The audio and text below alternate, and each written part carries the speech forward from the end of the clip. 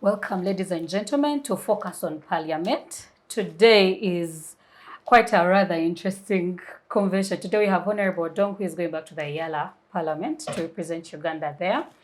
We have the Copyright Amendment Bill in the corners there because as we speak, Honorable Chiaga got leave of Parliament to go and address some of these key issues.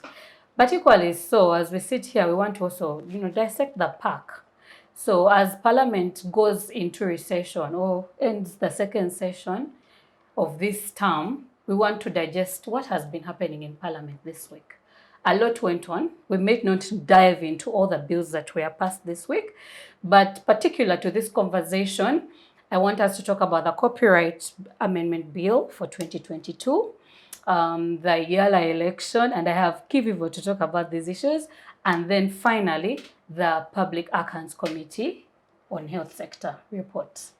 On my panel today, I have a beautiful congregation of men and a lady.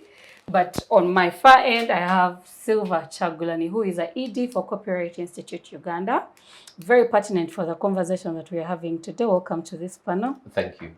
And then next to him, I have Honorable Dong George, who is our EALA representative for the next session, the fifth session of the EALA Parliament, right? That's right. Welcome to this conversation. Thank you very much. And next to him, I have Honorable Angela Osege, who is a former woman MP Sorority. Welcome to this conversation. Thank you. I know we've already begun these conversations, but pertinent for us, and I want us to begin with the Copyright Amendment, is how do we make it understandable for the everyday person so that beyond Parliament, these conversations can go on and maybe to all digest what has been happening in the week. I was very glad to see this conversation happen, and not just for the creatives industry, but for all of us as Uganda, because it's something that we've certainly not enjoyed seeing, how copyrights work and how they benefit the creatives industry. But to begin us on this conversation, help us understand what are the key amendments that you guys are requesting for all that are being worked on, and how do we join this conversation? Okay, that is interesting, but I would just like to clearly understand where we're coming from. Yeah. It will be very important to give background to this discussion. Yeah. The amendment we're seeking today is of a law that in its history in Uganda, the first law we had is a 1964 law, which was amended and in 2006, actually repealing the 1964 law. Where we are now, of course, many years, so it's coming to 20 years since that amendment happened. And right now, there are things that have not been happening. Some of them have, we cannot say the problems of amending the particular law. The law has good provisions. In fact, I would say we have a pretty standard law as it is now, save for a few things that have changed. I should say the cross-cutting problem has been administration in the law.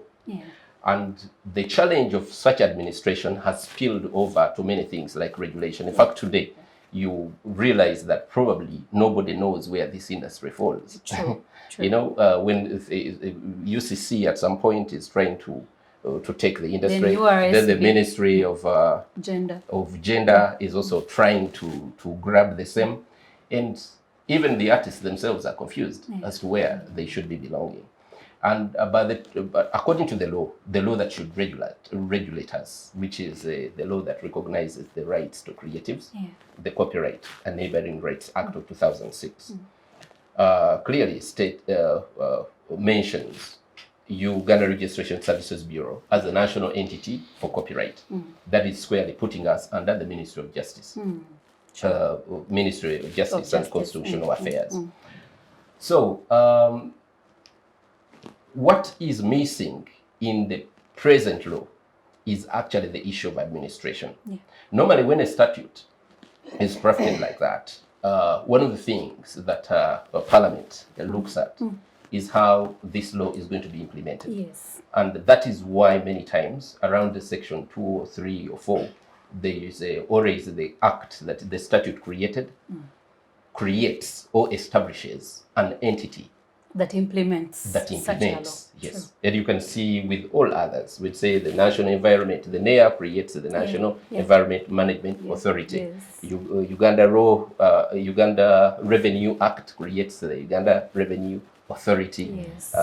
Kampala Capital City Act creates the Kampala Capital City Authority. Now, our law creates nothing. Nothing. And that has been the problem in administering these rights that are given to people. Remember, copyright, as much as it exists to benefit the creator of a work, what is intricate about it is that it must always consider public interest. True. And that is why government is always or must be interested. It must be part of it. We have doctrines like the fair use doctrine, which is really a public benefit doctrine, which must be entirely considered. So the challenge, the first challenge we get is that the law created nothing. And personally, I have been always advocating for the same. Government has been advised, I will not dive into that, but they have been advised to decluster the intellectual property elements. True. Because they all require different things. And it's understandable why URSB is a statistical office, and you can pick that from even, Uganda Registration Services Bureau. It's a statistical office in a lot of ways. But administration of copyright is a bit complicated and requires a more sophisticated layout to handle it. It is understandable if trademarks remain at URSB squarely. Understandable if patents remain at whatever today we have industrial designs and all that kind. It's understandable if they remain there. But for copyright, it's not even registration that gives you copyright as a creator of a work. It is you. Yes. So Uganda Registration Services Bureau is largely redundant when it comes to copyright. That is why you see they're scoring high on many fronts. But at copyright, they're failing miserably. The first thing that we needed to do, first of all, is even if you can do research, at least you can benchmark neighbors and stuff. Kenya has a Kenya Copyright Board. Yes, I do. And it is given progressive powers to handle things like, tariff systems and do general administration. Nigeria has a whole copyright commission.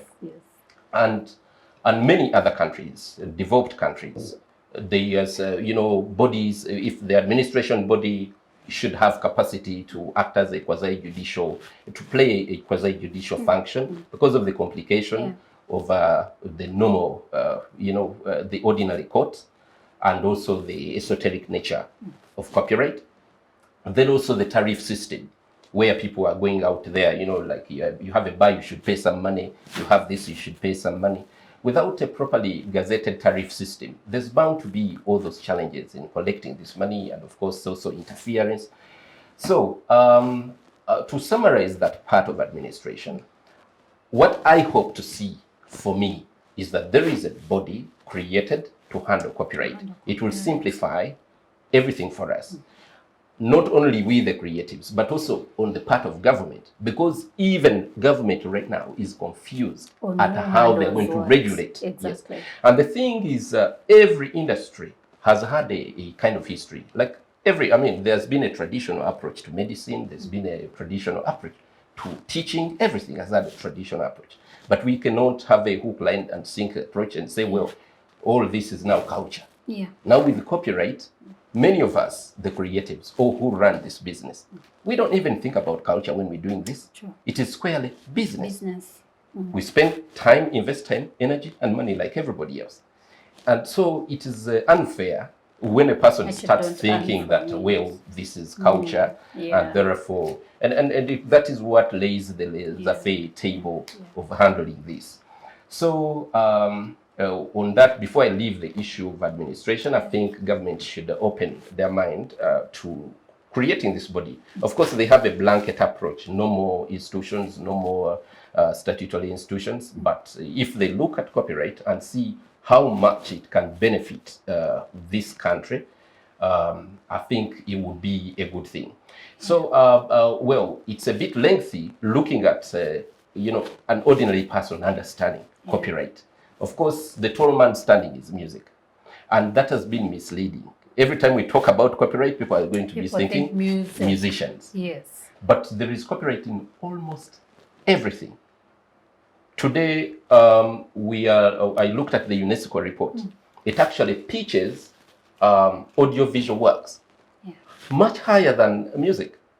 Audiovisual works at about 63%, and music is about 12 or 13%. And in terms of even what we would call direct foreign investment, we see that audiovisual works, even in Uganda, are doing better. Today we have Sanyu and Prestige. This work belongs to South Africans. They're the ones that have commissioned Ugandans to do this work. You understand? And they're paying good money, at least on Ugandan standards. So we need to understand copyright first of all, to understand the new docket it represents. Today we are actually looking at, I had, this Computer Misuse Act. Yes. And because of our lack of understanding copyright, I see legislation that is going to be terrible. Yes. Why? Because communication, or creative communication, or the right to create, or whatever, something like that, or to criticize, is actually a copyright issue. And it is usually handled under copyright, under what we would call technological protection measures. That is a subject that has been very, very passionate with me. Technological protection measures. And why are technological protection measures handled under copyright? Because copyright has a big doctrine of fair use. The fair use doctrine. When is it fair to comment about something, to talk about something, and that kind of thing? So it is high time we talk. But in summary, there are three things we need. We need to see proper regulation, we need to see administration, and we need to see protection. And then I love that you talk about the Computer Misuse Act, and that is where I'm going to bring you in, Honorable Dong. When you look at the, rightly so, the copyright will have to bank on other laws that are within that jurisdiction that helps them thrive. For example, the Computer Misuse Act speaks on the right to offend and to follow up on different accounts that happen to be part of this offending. But then also, when we look at the digital transition and a digital approach, is that we have a lot of content creators coming up, influencers, vloggers, and they're using this space regardless of the availability of copyright. And while I might go viral, I may not be protected. And that is where I come in. I wonder if so, that if this bill is brought to Parliament, is that the parliamentarians will equally be understanding what we are dealing with in context with the realities of this country.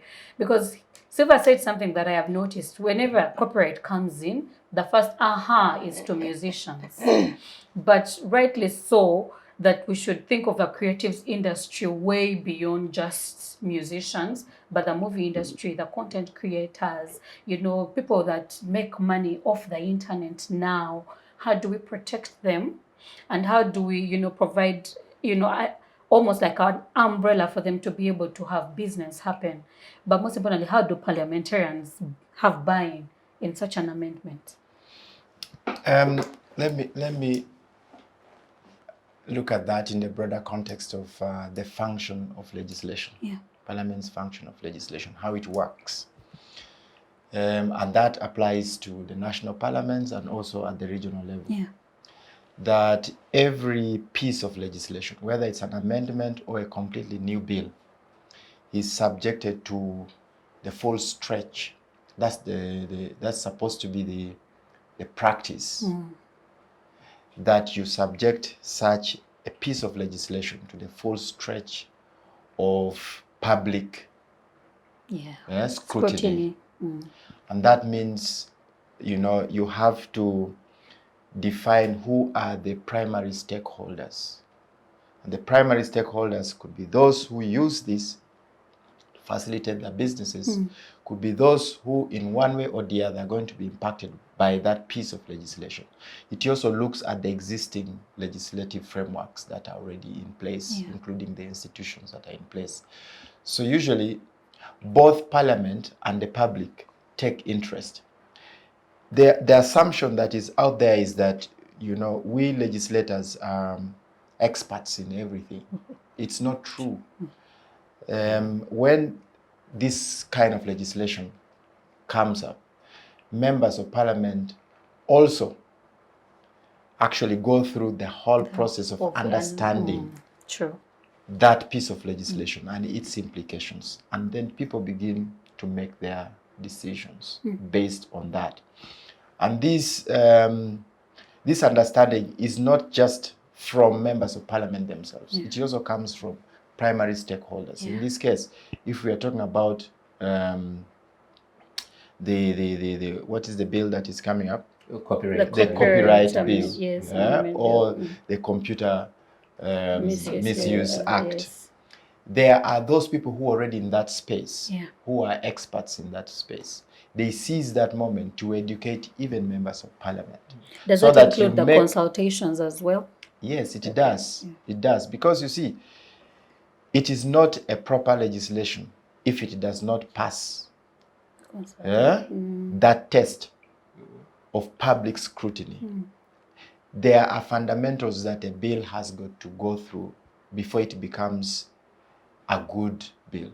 Remember, this is a public interest bill.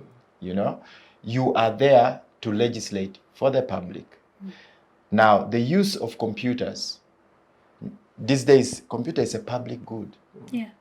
It's a public good. So you have to know the sensitivities around it, in spite of, you know, there could be issues around the use of computers. There could be issues around copyrights and so on.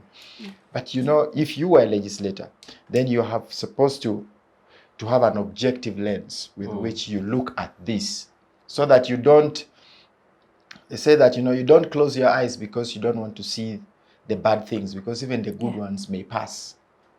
So the legislative process is guided by those principles. And I want to talk about best practice. I want to talk about best practice. And I'm assuming that every Parliament thrives to ensure that any bill, any legislation that is passed meets that test. So for us as members of Parliament, in an area where you do not have the expertise, yours is the curiosity to learn from those who know, and the humility to actually understand, so that you're grounded and have an intelligent way of debating on the floor of the House. So I'm hoping that whatever bills that we are trying to transition, to come into Parliament for discussions and passing, are going to be subject to that rigorous process where objectively Parliament is able to assess how these bills will facilitate the industry that it is supposed to do. Like, for example, the creative industry. We have a nascent creative industry here. And by the way, the creative industry sector is probably one of the fastest growing in the world. We are only not seeing it that way. And the only way to facilitate its growth is by having progressive legislation that can help and support the sector. Thank you very much. And you brought me to something that kept running in my mind. The Swedes have the Swedish Film Institute, and its relegation is that it filters content, both for public use, but also things that come within the films that enter their country.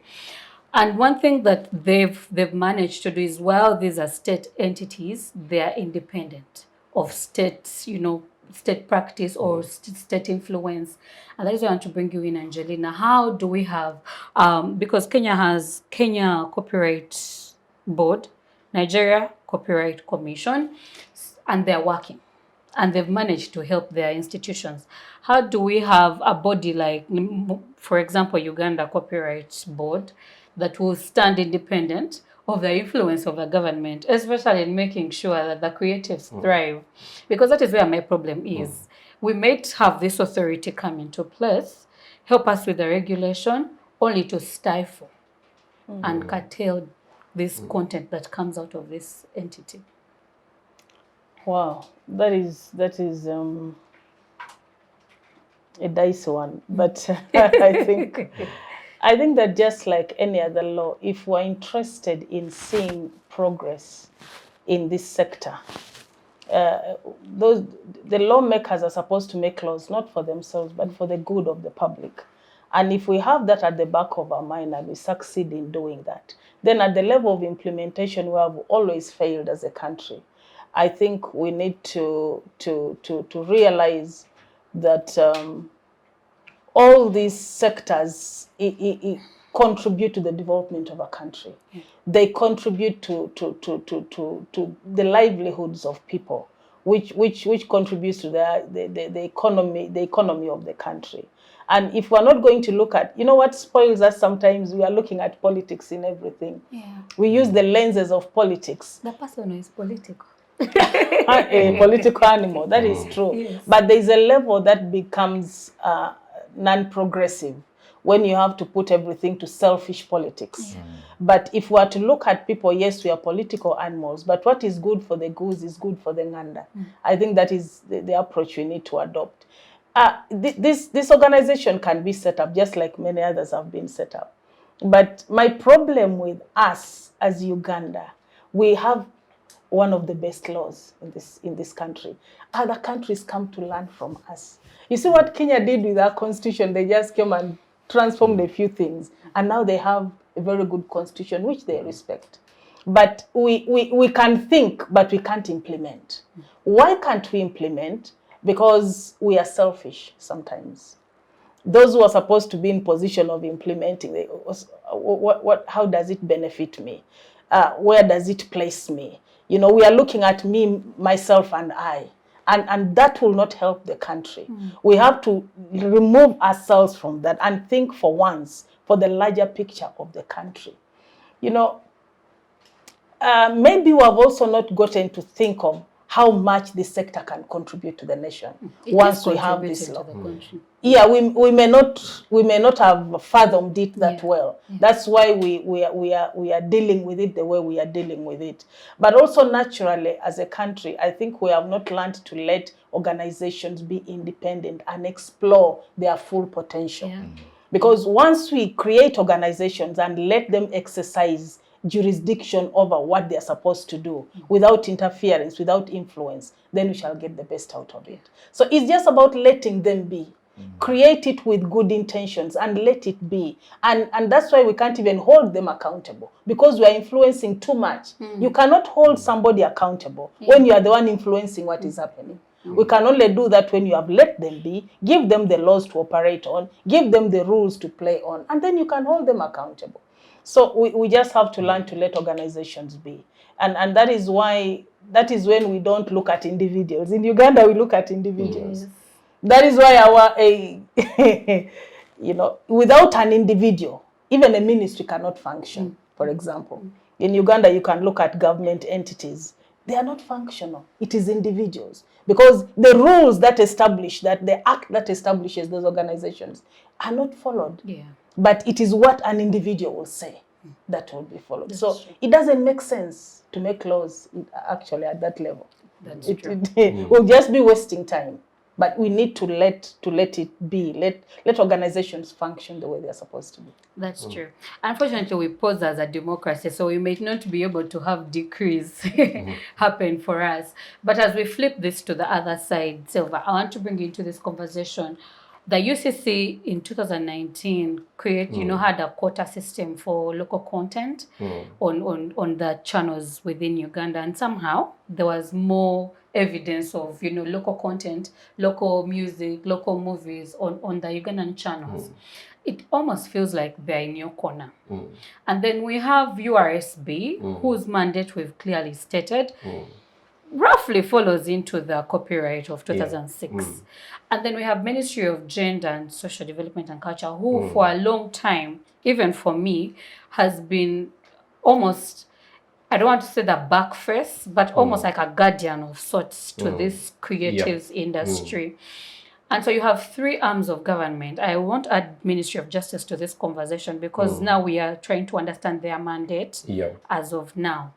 But when you look at these three entities, they almost look like they could make a beautiful board. If we had an entity that brings the creative industry together, do you think in their mandate they can be able to push for this legislation to be, you know, not only just to be to help with the regulation, or do you feel like there are so many people trying to achieve the same thing?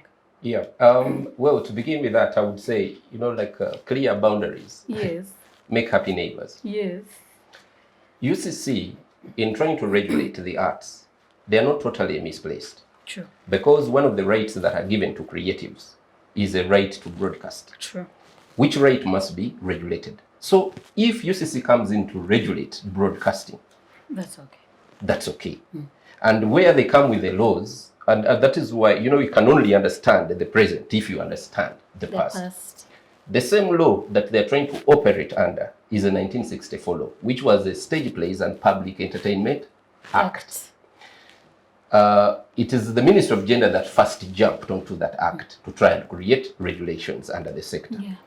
That act, in all its spirit, it was well fitting during that time. We didn't have the 1995 Constitution that gives us all these freedoms. So it was an act that was a tool for the colonial government. Yeah. It actually ought to be repealed. But of course, in a way, I should say, in a convenient manner, they picked on it. They say, how do we fit into this sector?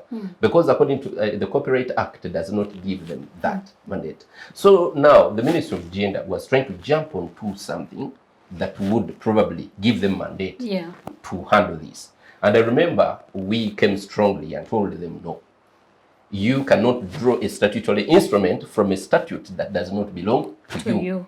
True. Because even then in 1964, the Ministry of Gender and Labor and whatever was not the line ministry for that for the Stage Plays and Public Entertainment Act.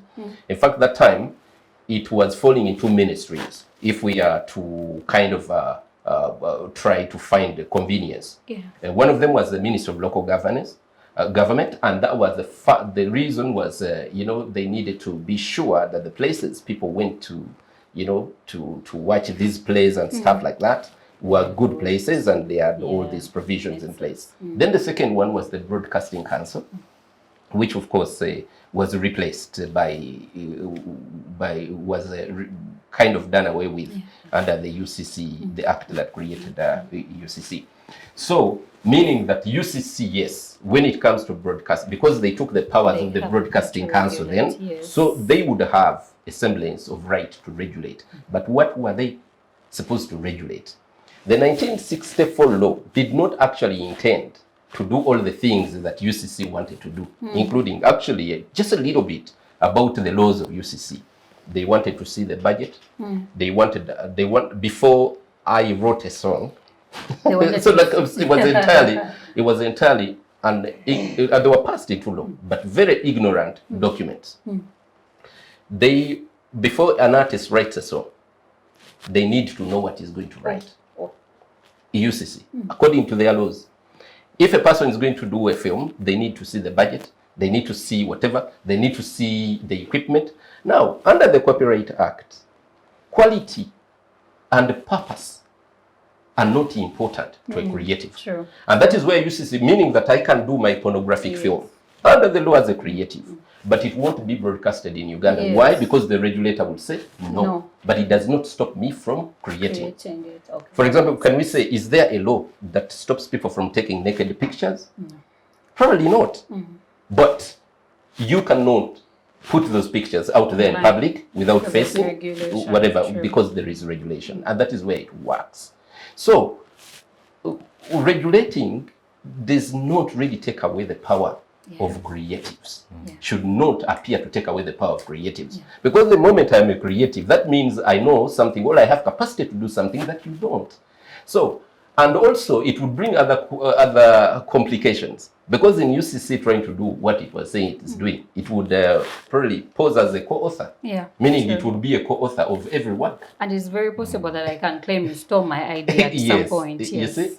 So, What am I saying? With all these bodies, we have Ministry of Gender. Yes, there is an element of culture in whatever we do. And that's why I said that every industry we see has a traditional approach and has a semblance of a cultural, like there are things that we need to pick up, like we need to promote as a country. And also that ministry standing as a, the tall guy that should be the cradle of our culture.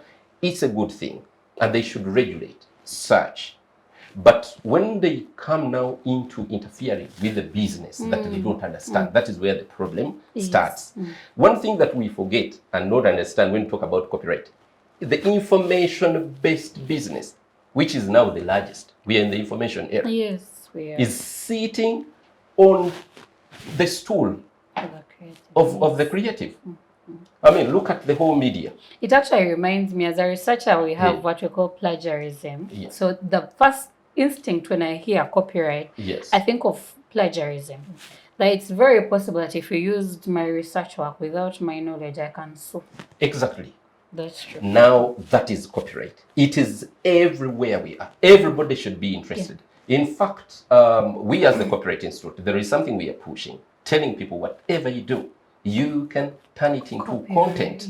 If you're a builder, you can create a video, how to paint your house. A guy did a video, how to fold a hose pipe. And in a short time, he made 1 million views. And that means money. How to fold a hose pipe. So everything that is content, if you are passionate about cooking food, you can turn that into content. And make money from it. People make speeches all the time. And it is important. I remember members of parliament in this, some of them were, like, we should create exceptions. No, we should, because of course, according to the law, there are works that do not qualify, that are not eligible for copyright, especially like whatever happens on the floor of parliament. They answered, you cannot say, you cannot copyright the information in there, proceedings in court, and many other things. So, but all of these things can be qualified. So there are elements of what you can do. If you're a public speaker, for example, public speeches can be copyrighted. Even if you're a pastor, that is how pastors, come up with come up with books. It is easier for them to write books because they just get a person to transcribe what they were preaching about on Sunday. So copyright is everywhere where we are. Large. It is quite large. Even software is under copyright. So when we talk about a person trying to get all of these big elephants and regulate and fold it in a paper because that is what they have. That is a problem. But like they say, well, if all you have is a hammer, everything starts to look like a nail. So at the Ministry of Culture, Labor, and whatever, because I mean they fancy themselves the regulator for this industry. So to them everything starts to look like culture. But the truth is the law under which they are trying to operate ought to be repealed. True. Because even what they are trying to make it do, the first thing is, okay, well, repealing wouldn't be, I can say, because that is what I think. But even whatever the regulations of the statutory instruments that were drawn out of it are ultra vires. They do not follow the powers or the intention of that law at the time. Because in these ones, it means every musician, every creative must get a license. Now, everybody is almost a creative. Only some people do not just, like they do not fix, because copyright. We are creating content right now. Copyright starts at the point of fixing. Copyright starts at the point of fixing. It's that's why it does not protect ideas categorically. Copyright does not protect ideas. It does not protect what is in your head. It protects what you express. So everything is copyrightable. Even plans for houses are copyrightable. That is architectural designs. A lot of, like if you look at what the scope of copyright, it's huge. Meaning that if we are to choose one regulator as a body that is established, of course, if it is UCC, it's going to, try to look at everything as broadcasting. Starting to manage what I do through the lens of a broadcaster. And even URA, at some point we may start looking at these creatives as from a lens of a whatever. But the reason why we need a body is that we can have a pivot body that can be able to advise government properly on how to handle this sector while working with every other institution that has an interest. Of course, we have the Ministry of Trade, we have tourism. All these ones have elements that touch squarely the business that we do as creatives. But we are not going to say that they should be the regulators. So whether we want it or not, and for me, I would be very happy to even say, let's wait until government can inform itself better to know that the only way to move forward is through finding an institution. Today, the new challenges are online content. How are you going to regulate it? And it should be in the law. Technological protection measures and technological management systems. The way we do watermarking, the watermarking system to say this is mine, that is mine, the physical documents, even their digital watermarks. Yes. And all of these now have to be protected under the law. Now, other jurisdictions, actually America has founded a whole new legislation, the Digital Millennium Copyright Act in 2000. They founded it in 2000. And the purpose is to make sure that a person, yes, there is infringement of copyright using what does not belong to you. But also there is now the law needs to catch the person who tampers with the technological protection measures, hackers and all that kind of thing. And Uganda has already had a bite. There is a Nsubuga, Uganda versus Nsubuga case. These chaps who went and hacked into the URL system and started releasing vehicles. I don't know if you got the wind of it. Yes. And these are about to happen more and more. We are looking at protecting our traditional knowledge. And it should be in the law. You know, the Black Panther. The Black Panther, Ghana failed, you know, like even to, he failed before he would even get to start to sue, who did, the company that, Marvel, to sue them for the use of the Kente. Because there was no supporting law to protect these, you know, so the traditional knowledge and folklore and stuff like that. There are a lot of provisions that we wish to have in the law, but the thing is, even if we had them, like technological protection measures, provisions for how to deal with the online content, the tariff system for collecting societies, the copy levy, all those are good provisions. But how are they going to be useful if there is no implementing body? And I think that is where I want to bring you, because that kept coming back. It's beautiful to have that law.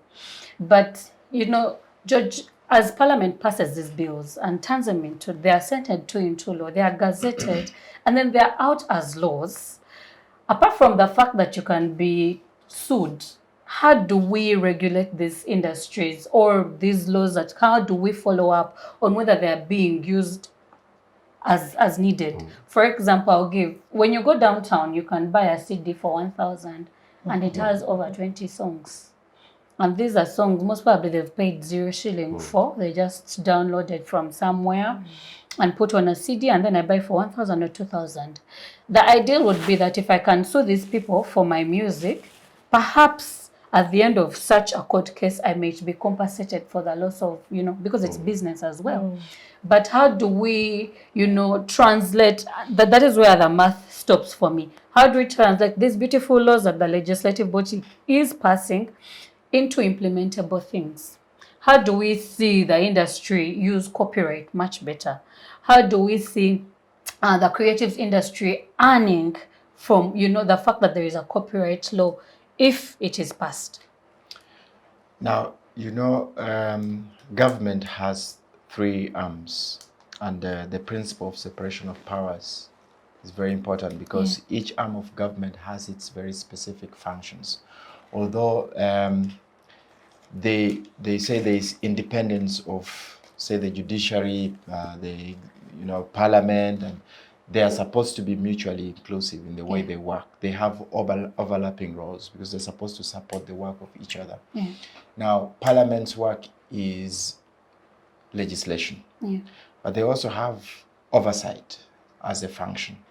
And oversight is very specific. It's on the implementation of legislations. the parliament does appropriation, so it has to oversight the use of resources that have been appropriated by parliament. Now, once a law has been created, it has implications. One of it is, how do you have such a law rolled out, implemented? True. So you see there is policy, there is legislation, there are institutions. Now, institutions are put in place to ensure that they implement. Now, this comes back to what the Honorable Angelina was talking about, that the missing link in our whole governance system is the functioning of institutions. That we can have all these, the whole architecture of of government is very, very well, well planned. And we even have very good institutions. We come out with excellent concepts of how we would want to do some A, B, C, D. The problem is where the rubber meets the road. And that is where the conversation has got to go in this country. I tell people, we have sufficient legislation. We have sufficient institutions. Even where they are not, the existing ones have not actually done their best. Now, Parliament is supposed to assess the levels of implementation of this full range of legislations that they pass, whether they are, they are superior legislations or they are subordinate legislations, like whether policies or, because at the executive level, for example, ministers can come up with regulations. It is within their mandate to come up with regulations. But those regulations are supposed to be subjected to the approval of Parliament. When we came up with the COVID regulations, they had to be tabled, so that Parliament can pass them and allow them to. Now, Parliament needs to take specific interest in how these institutions are actually implemented. Now, this is the weak link, and this is where the conversation should be. And this is where we should call all the other actors to say, can we just put an effort? You see, what you see in this city, I can tell you that there is almost every law required to have everything in this city in order. But we have, for so many reasons, allowed everybody to do whatever they want. Laissez-faire. You get it? So we are a laissez-faire society. We have overstretched, the idea that anyone can do anything and get away with it. The impunity. The impunity is to a very, unimaginable levels.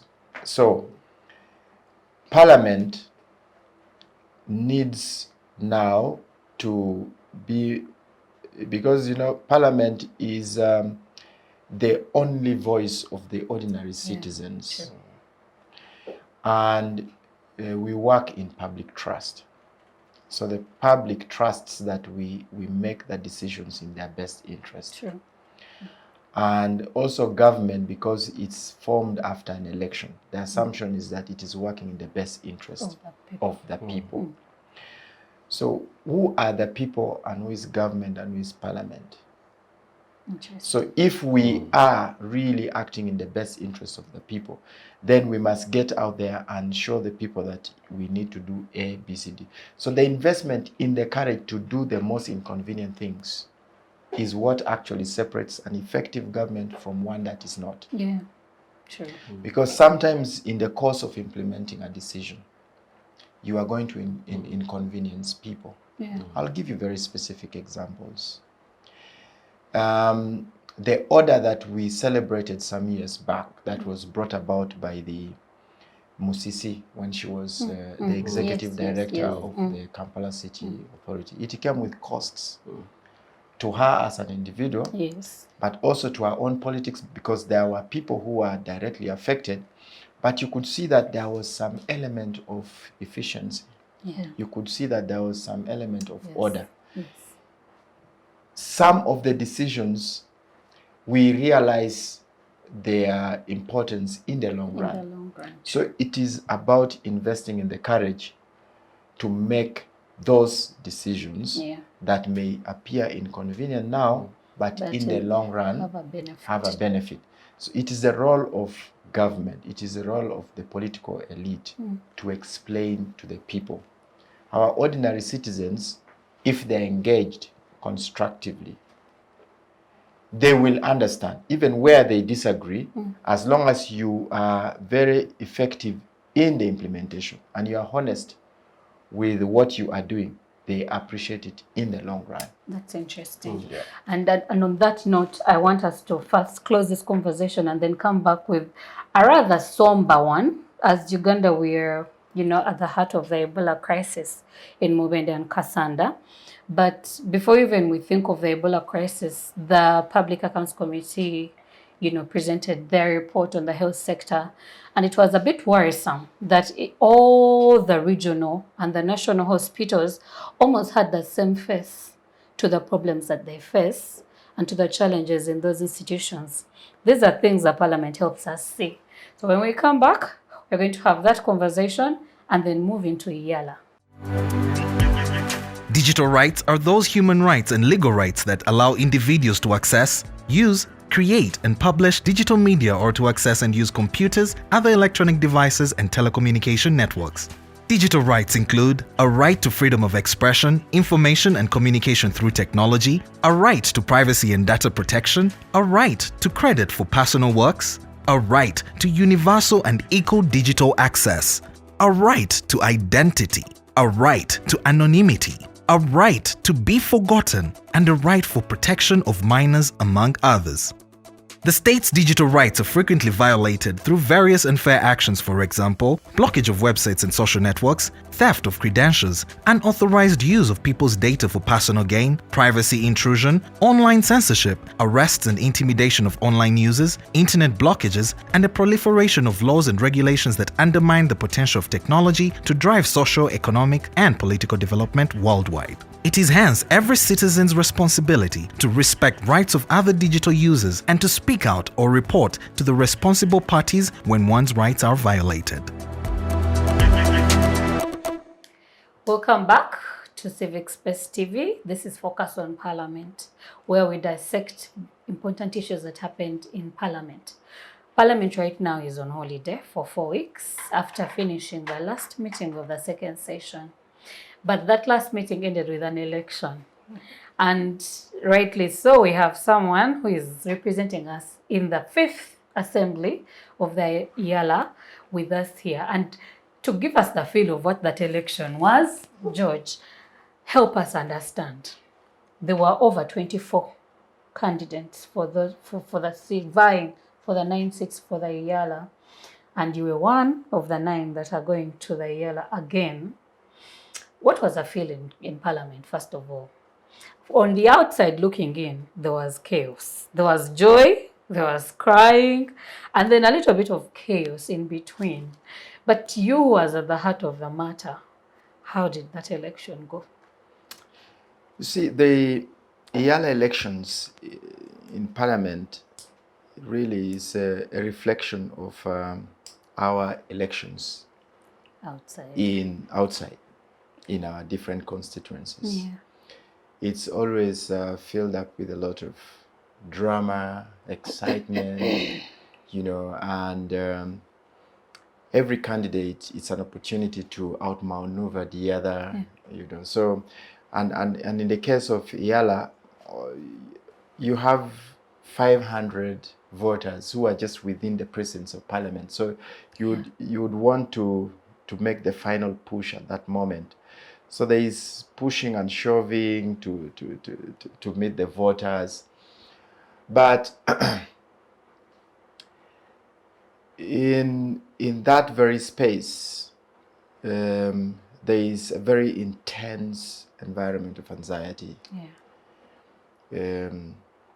Because like any other elections, the landscape keeps changing. Yeah. Whether practically or you know, in terms of the perception of the voters. They drive that anxiety, you know. So it's not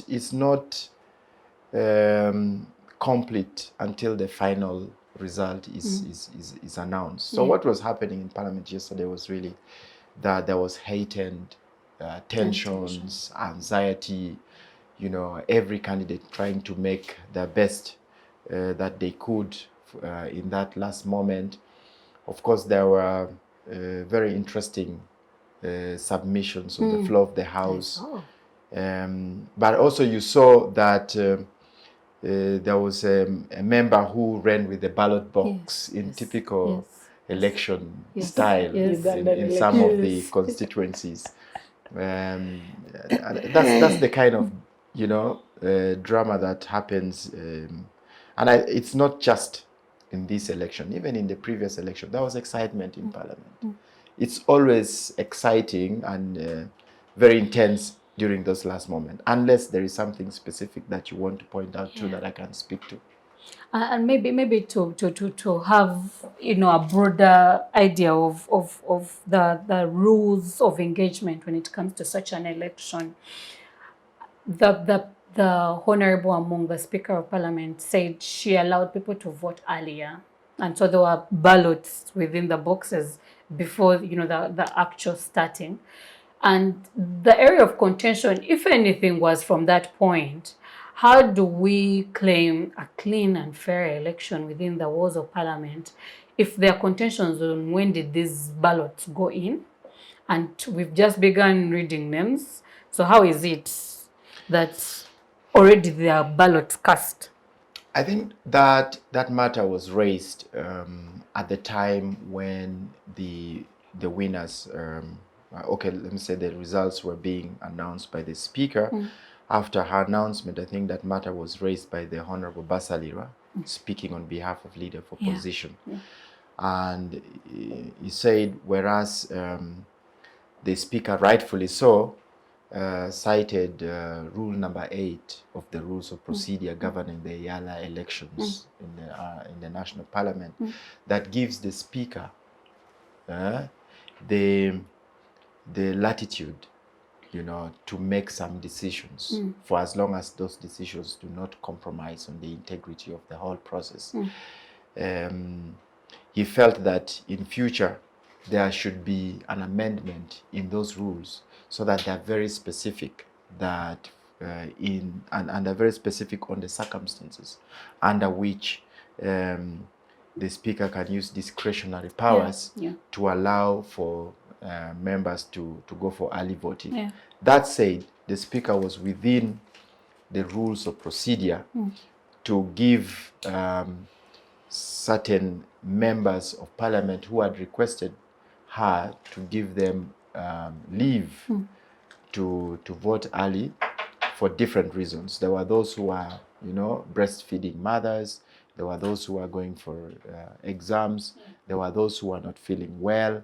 There were even those that were traveling for different reasons. So the Speaker used her discretion within those rules to say the following people. The good news is that even when she made that decision, she had to explain for purposes of transparency. Yes, and she said the following people have requested, and I'm using rule number 8 that gives me discretion to give them an opportunity, leave of these proceedings to go and vote early and you know, and attend to their different circumstances. So it was under those circumstances that there was early voting. The member who raised the alarm, I think, had not you know, addressed his mind to the ruling of the Speaker, perhaps maybe because he wasn't there at the time. At that time. Yeah, and that's really, but going forward, I think there has got to be clarity. Yeah, true. There has got to be clarity, and I think that's the import of the submissions of the Leader of Opposition, Honorable Basalira, yesterday speaking on the floor, that there has got to be clarity on the rules of engagement. From the start, so that everyone is aware of the rules. And there is consensus. And everyone is playing by the rules. And that everyone has, you know, we have fidelity to the rules, you know, and that really legitimizes the whole election process. That's one. Two is that the rules of procedure have got to be consistent with the two very, very important instruments that guide our elections. The first one, which is the superior one, is in terms of the hierarchy of our rules and laws, is actually the treaty. The treaty is our mother law. And then the treaty is operationalized by a legislation that was passed by the East African Legislative Assembly. It's called the EALA Elections Act. The EALA Elections Act operationalizes the treaty. It has to be consistent with the provisions of the treaty. Now, that EALA Elections Act gives the national parliaments the latitude to come out with the rules governing the elections in the national parliaments, for as long as they are consistent with the law, which is the EALA Elections Act, and the treaty that provides for the elections of the members of the East African Legislative Assembly. Interesting. So it's kind of like a hierarchy of regulations, of rules, of laws, you know, that are supposed to midwife that process of election. So there has got to be clarity on that part, and it has got to be very consistent with all these provisions of the law. So that you, as the presiding officer, yours is basically to see that everything is consistent with the provisions of the law and is running smoothly. So that's the first thing that I thought that needed to have been done. And I think that even in her own admission, the Right Honourable Speaker yesterday said, I think in future we are going to polish this law, clean it up, so that, you know, we don't have to have any misinterpretations of the rules. Then maybe to bring Angelina into this conversation, the key highlight that everyone noted was that the largest opposition party was missing. And no is on a defiance on, you know, elections, but it was very critical for us to understand the why. It's like, how do we have an election in the House and the largest opposition party is missing? You know, politics is about, today in Uganda, politics is about putting your best foot forward. Given what we've come through, what we've gone through as political organizations in this country, I think NOP just foresaw what was obvious. They saw what was going to happen. Because already from the beginning of this preparation for elections, the Elections Act assumes that all members of parliament, the electorate, are objective. They don't vote because they belong to a party. They don't vote because of anything else, but they vote with East Africa in mind, the program for East African integration in mind, and an East African as a person in mind. But where we have gone now is such that all the things have been ignored. It is basically about who belongs to which party, which wouldn't be wrong, because the treaty also says you have to represent the different shades according to their numerical strength, I think. But the way it has been done is such that it keeps you, it guarantees certain positions, like the Honourable Dongs were. They knew that apart from those other intricacies between their colleagues, the voters, already the authority, the powers that be, had made sure and had made a statement that these ones must go back. So there is no opportunity to assess the performance of members so that you justify that Honorable Dong must go back. His performance was stellar. There is nothing like that. It's just about who has the bigger chiefy, who has the chifuba, who has the strength to get someone there. Now, for NUP not to participate, many people have said many different things.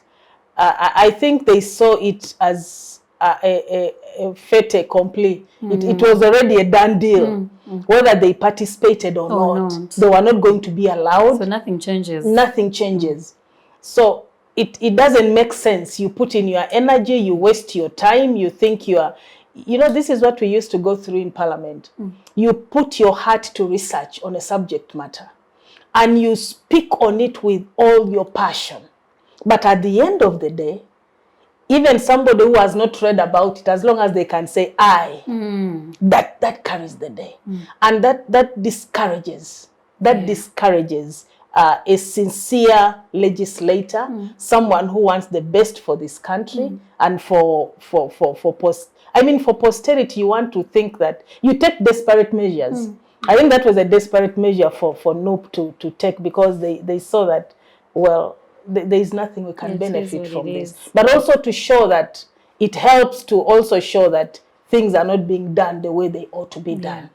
For example, that voting, earlier voting, you know, Parliament people travel anyhow. You know the number of parliamentarians. You may be surprised to find that the votes total to the total number of members of Parliament. There is not at any one time that all the 500-something members of Parliament are in the country. True. So you can go and count those votes and find that it is said that all of them voted. And that's when you know that this of voting early may have served some of those purposes. Like someone has traveled, someone has been out of the country, but they will just say, okay, this one has asked to vote. Who saw them voting? Say, okay, these are the people who asked to vote earlier. They walked in and cast their vote. And then they left. And then they left. You can't be sure. So people who were complaining, you can't also blame them. The speaker could have made a pronouncement, but you cannot be sure that actually that is what happened. If someone went to count those votes, you'll find every MP was accounted for, had cast a vote, or otherwise, apart from NUP that declared that they would not vote. Even the FDCs who said they will not vote, I'm sure their votes were cast there. So it is a problem. NUP has to try and show the right direction. But you know, most of the country right now, I think, is desperate. Some of them don't even understand. They think that, well, they participated. I heard somebody make a comment that they participated in PAC. Why don't they participate in this one? I mean, the rules are different. In PAC, it was appointment by the party. Now, here you're supposed to exercise certain authority, and you're supposed to follow certain rules, which, according to them, would never be followed. So I think I understand them. They're justifiable in their They're action. justifiable. Maybe to clarify also is that even if what NUP has been doing has also been doing on the grand scale for the by-elections, after the Sorority by-election, I think their offensive is that we will not participate in ballot paper voting at all. If it's a by-election, we will abstain just to send a message that the ballot is no longer viable in causing change. But I want to bring you in there, Honorable Dong, especially when it comes to, you know, the credibility of democracy. Is voting still viable for us as a country? Is it possible that, and I liked what Honorable Angelina said in the beginning, is it possible that every opposition party gets a chance to have a person represent them in the EALA, rather than, you know, have a general voting system that in any case will have some people be cast out or have the majority take the day? Is voting still viable for us as a democracy? You see, my answer is yes and no. Yes, in the context of EALA elections, because even in the current composition, in this current EALA 4 where I am, we have 2 opposition members. But I think the point that you make here is that the opposition that has the numbers in the House should be given the opportunity to represent. The treaty and indeed the EALA Elections Act is silent it only chooses to say shades of opinion. And shades of opinion, in the case of the Ugandan parliament, for example, is that you have 3 shades of opinion. Yeah. You have the ruling party, then you have the opposition, and then you also have The independent. the independent. But I think FDC brought this up when they were still in the majority in parliament. They raised concern that they who are the Leading opposition. leading opposition in the House, because of the sheer numbers of the ruling party, and because of the rules governing the elections, they do not have a chance if the ruling opposition, the ruling party, decides to side with the candidate who is not of their choice. So maybe the amendment that should be sought, and this can come from the EALA itself, is the amendment of the EALA Elections Act, so that it is very specific, and it should say that the leading opposition should at least have representation. At least have representation in EALA. With that amendment, it will command the national parliaments to respect the compositions in the House. Uganda is not an exception. True. In Tanzania, for example, in both parliaments, we have not had representation from the leading opposition. Oh, wow. Tanzania has worked with the other opposition organization other than the leading opposition. True. So they will marshal the numbers of the ruling party members and vote those, because the principle is the opposition. It has nothing to do with whether you are the leading opposition or not. So the reforms or the amendments that we need in our electoral laws have got to reflect that sentiment. The second one, which also I need to maybe to clarify, which the Honorable Angeline talked about here, is on the numerical strength. Actually, the rules, or rather that the idea of numerical strength was used in the first election under the multi-party, because you see there were members of EALA who were elected when we were under just movement system. Sure. No party system. And then there was that cohort that was elected under the multi-party system.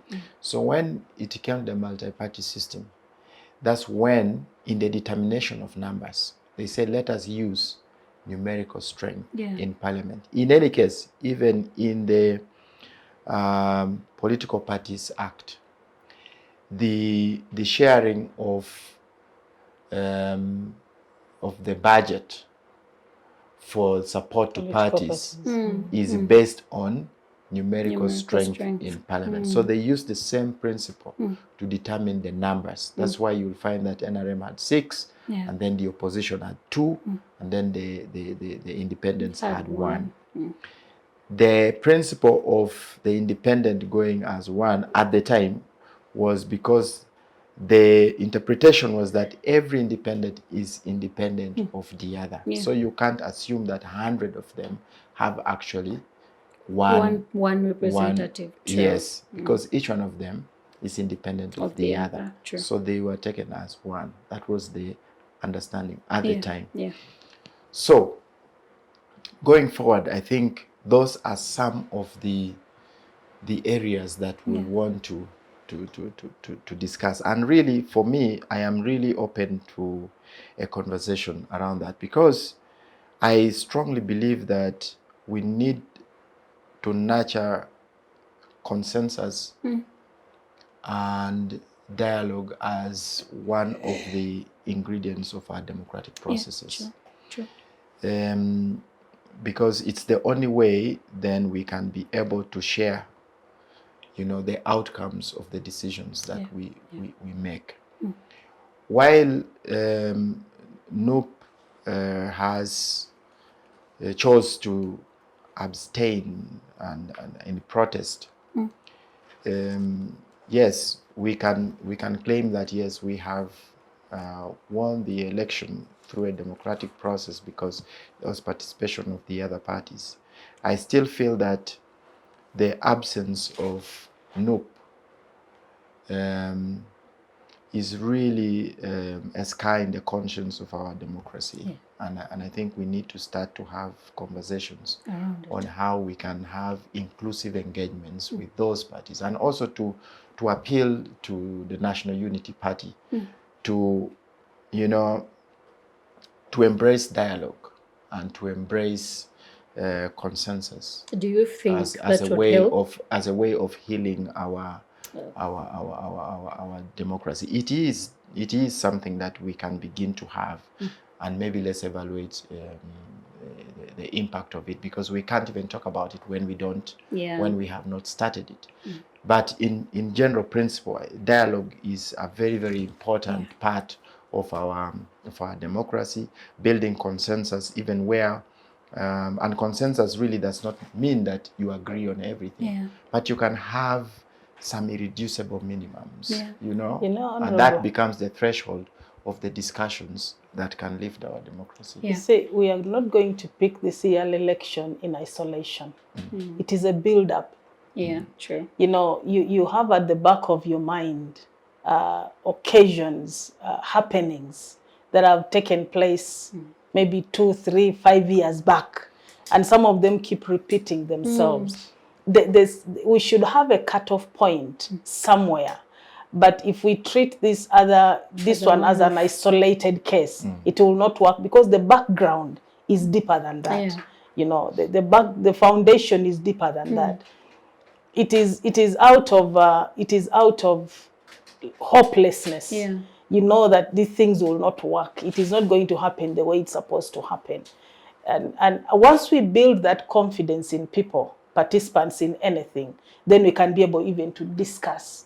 As long as there is that desperation, there is that feeling that it doesn't matter what you do, you cannot get your way into anything. We can never even have a conversation. We need to first build confidence and see, can we listen to one another? Can we value one another's contribution? Can we look at one another as having good intentions for this country, for the region, and for everybody else? When we get to that, then we can talk. And maybe, Honorable Angelina, also then to ask critically is, then how do we assess the impact or the status quo of the opposition in the politics of Uganda today? Because what then it suggests is that as long as the ground is not fair, abstaining from the politics of the day is going to be the rule. Because, it's a pattern that has kept on coming. They'll abscond from particular sittings. They will not engage in particular things. But in as much as that kind of defiance is sending a message and it sits on the conscience of the ruling government and the ruling, members of parliament, it also then starts to have us question, is the opposition weak in this, epoch of regulation and legislation? Can they have a voice at the end of the day with that kind of stance they are taking? For you to have a voice, then you must be allowed to have a voice. True. Having a voice is not just talking and nobody is listening. And that's why I'm saying, once we start valuing each other's contribution, and knowing that everybody else means well, whether they're in opposition, whether they are not even in parliament, and they're just participating in the body politic, they still mean well for this country. Let everybody feel like they are part of Uganda. Let everybody feel like they must contribute to this thing called Uganda. And that when they do, somebody is listening to them. And it matters. And it matters what they say. Now, the weakness of opposition is intentional.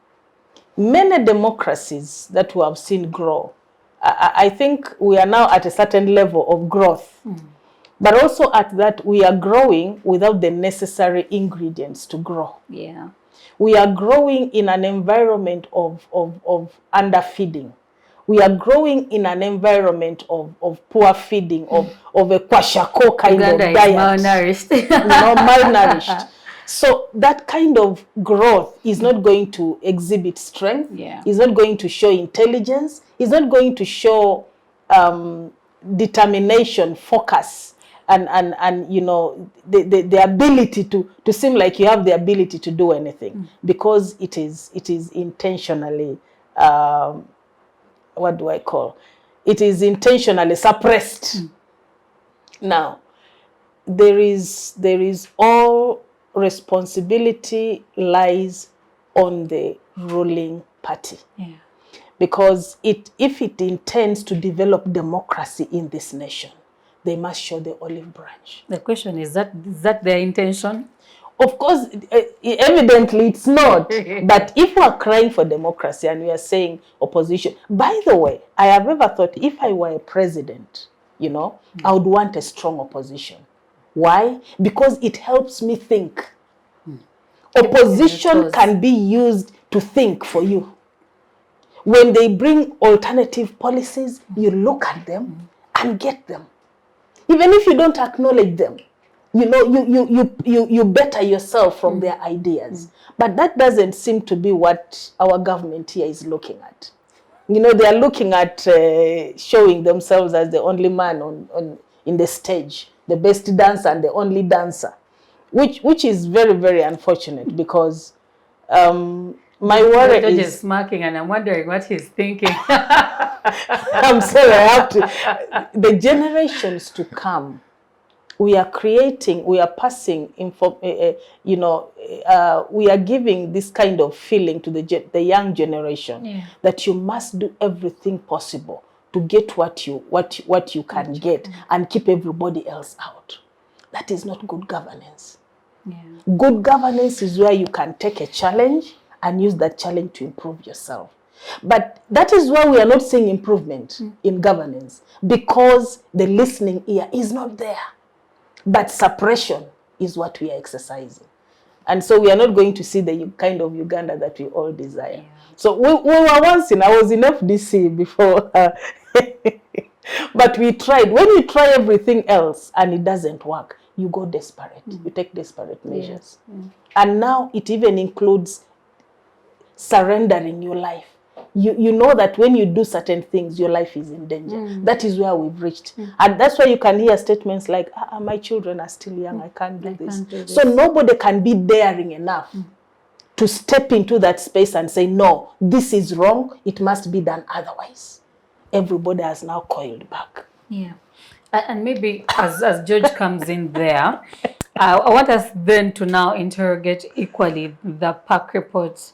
I was very impressed with the work that the Public Accounts Committee did on that health sector report, particularly because they dissected to the smallest nitty-gritty of the national referral hospitals. And critical for me was, I want this conversation to go on. Unfortunately, yes, we know that the report is there, but how do we sustain this conversation on accountability, on transparency, even in these public entities? I think one of their greatest recommendation over and above was that there was need for, you know, continued internal audits of these entities. Where is the money going? We need to have value for money. We need to see what they're doing with the resources that have been availed, but also how do we improve the finances that go to these places? Some are paid over and above, some don't have money. And in looking at this report, it gave a picture of the fact that actually the parliamentary committees are working. And they're, they're really working to the end of helping us understand what is in the public sector or what is out there. But to dissect that report, my critical question would be, where do we go from here after the report? Do we have a next step kind of strategy as a Parliament of Uganda or even as a people? Yeah, the Honorable Angeline actually raised some very, very critical issues concerning the state of our democracy and why we should be hopeless. And I think that I have the antidote. To the hopelessness. Yes, the antidote is actually that we should be hopeful. If there is anything that any able-bodied person should consistently have, it is hope. Hope against very difficult circumstances. Now, we are all guilty of cultivating a culture of very toxic politics, where the opposition is very strong. They are extremely insensitive and do not listen to the views of the ruling party. Where the ruling party is strong in those areas, they are also extreme. So we are operating in the extremes. We need to begin a conversation, and I think that it takes 1, 2, 3, 4, 5, and then we build that critical mass. I want to tell you that even within the ruling party, I am one of those people who believes very strongly that we can push back against the narrative that you can do anything and get away with it. I strongly believe that we need to have that bare minimum, consensus around certain issues. And all I call for is for those who have alternative views to equally begin to say, well, maybe the situation is difficult, but let's try. We must continue to cultivate peace every single day so that we can be able to repair the damage of our democratic culture. Now, because it spills over to everything that we do. It has our national ethos influences our actions, whether in institutions, whether individuals, And at the home level. even at the home level. If we have that toxic environment, which affects everything that we do. Now, you have talked about reports, the report of the Public Accounts Committee, an extremely beautiful report, because it details how resources are hemorrhaged, at the referral hospitals. And yet we are talking about, we are saying we have a very weak, some people even call it a collapsed health system. I would rather consider that it is still a weak health system. And yet we have really huge investments in that sector. And your question is, what can we do about it? As Parliament, as the public? One is actually that we need to strengthen public agency. You know this? So that they begin to own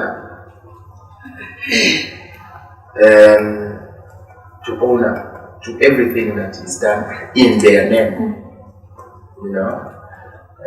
I was part of, I used to monitor the implementation of government projects and programs. That was a very that was a very beautiful. You said it nice. This is That was a very beautiful program that was being implemented by a local NGO in Lira. And what they did was they created what they call citizens' parliaments, and even created different ministries. So you say, this is the Ministry of Health, this is the Ministry of Education, and so on and so forth. And they will, from time to time, come together to assess the performance of those different sectors in the sub-counties, which is our last mile of resource of our governance systems, it's sub-county level.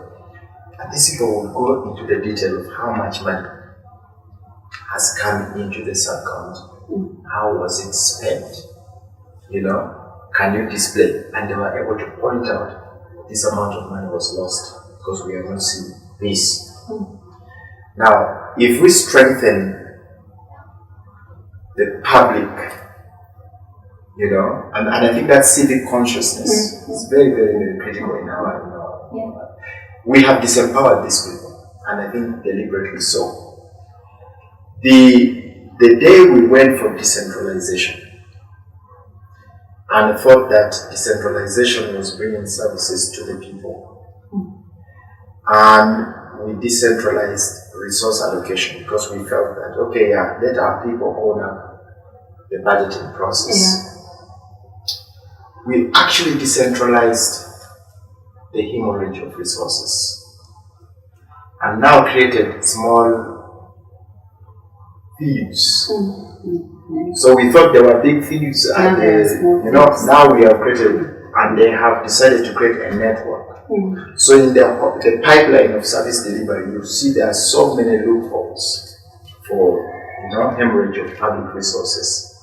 So Parliament needs to act and needs to bite.